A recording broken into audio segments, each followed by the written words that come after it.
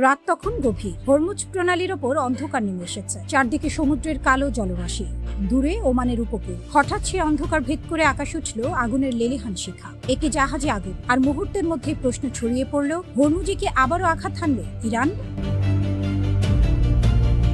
কারণ এটি কোনো সাধারণ সমুদ্র পথ নয়, এটি সেই হরমুজ প্রণালী যে সরু জলপথ দিয়ে বিশ্বের বিপুল পরিমাণ জ্বালানি পরিবহন হয়, পৃথিবীর অর্থনীতির স্পন্দনের সঙ্গে যার সরাসরি সম্পর্ক। আর আজ সেই পথের মাঝখানে দাঁড়িয়ে আছে ইরান। একদিকে যুক্তরাষ্ট্র, অন্যদিকে ইরান। মাঝখানে বিশ্বের অন্যতম গুরুত্বপূর্ণ সমুদ্র পথ। আর তেহরানের বার্তা একটাই, হরমুজের নিয়ম এখন আগের মতন নেই।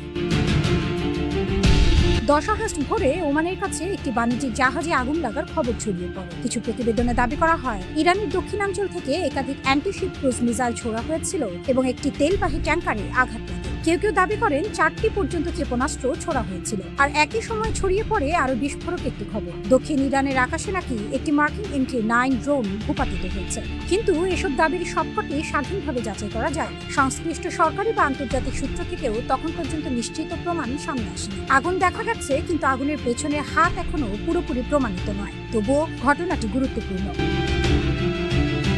কারণ এর আগে 8 আগস্ট ওমানের কাছে একটি জাহাজে অজ্ঞাত প্রজেক্টাইল আঘাত হানার খবর এসেছিল। আগুনও লেগেছিল, পরে সেটি নিয়ন্ত্রণে আসে। অর্থাৎ হরমুজকে ঘিরে বাণিজ্যিক জাহাজ চলাচলের উপর চাপ বাড়ছে, আর এই চাপের কেন্দ্রে রয়েছে ইরান। কিন্তু ইরানের গল্প শুধু একটি জাহাজে আগুন লাগার গল্প নয়, এটি আসলে একটি বৃহত্তর কৌশলের গল্প।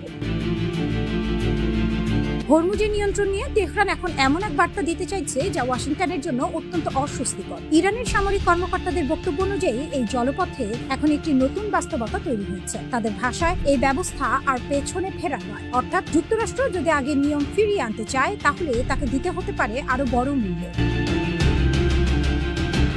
এই বক্তব্যের মধ্যে রয়েছে এক ধরনের কৌশলগত আত্মবিশ্বাস। ইরান যেন বলছে, তোমাদের কাছে বিমানবাহী রণতরী আছে, তোমাদের কাছে স্টেলথ বোমারু বিমান আছে, তোমাদের কাছে বিশ্বের সবচেয়ে শক্তিশালী সামরিক প্রযুক্তি আছে, কিন্তু হরমুজের ভূগোল সেটি ইরানের দরজার সামনে। আর এই ভূগোলই তেহরানের সবচেয়ে বড় অস্ত্র। হরমুজ প্রণালী অত্যন্ত সরু, একপাশে ইরান, অন্য পাশে ওমান ও সংযুক্ত আরব আমিরাতের উপকূল। এই সংকীর্ণ জলপথে বড় যুদ্ধজাহাজের শক্তির পাশাপাশি গুরুত্বপূর্ণ হয়ে ওঠে উপকূলীয় ক্ষেপণাস্ত্র, ড্রোন, ছোট আকাশের নৌযান এবং নজরদারি ব্যবস্থা। অর্থাৎ এখানে যুদ্ধ মানেই শুধু আকাশে F-35 বনাম ফাইটার জেট নয়, এখানে যুদ্ধ হতে পারে কে সমুদ্রপথে নিয়ন্ত্রণ ধরে রাখবে আর কে অন্য পক্ষকে সেই নিয়ন্ত্রণ মানতেই বাধ্য করবে। আর ঠিক এখানেই ইরান তার সবচেয়ে বড় কার্ডটি খেলছে। ওমানের সঙ্গে একটি নতুন সাময়িক ট্রানজিট রুট বা TSS নিয়ে আলোচনার কথাও সামনে এসেছে। ইরানের বক্তব্য, পুরনো যুদ্ধ পূর্ব রুট আর আগের অবস্থায় ফিরিয়ে নেওয়া সম্ভব নয়, নতুন রুট তৈরি করতে হবে।